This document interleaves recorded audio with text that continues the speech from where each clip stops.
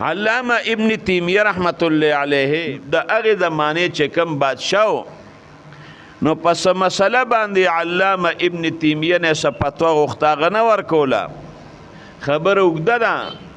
نو علامه ابن تیمیه په جیل کې واچو چې زده بلارې لراشي نو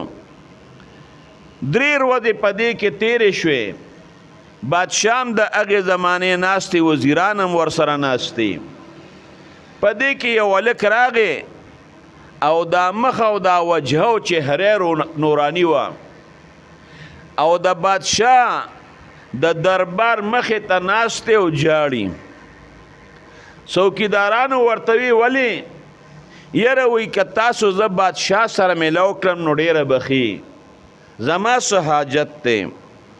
د هغوی پیړه خفه شو بادشاه لرالل چې ولک دی او مخ نه یې رڼاګانې خیږي ډېر دینداره ډېر زیات جاړي تا سره ملاوېدل غواړي بادشاه ویری ولې هغه هلک یې د بادشاه دربار ته رادن نه که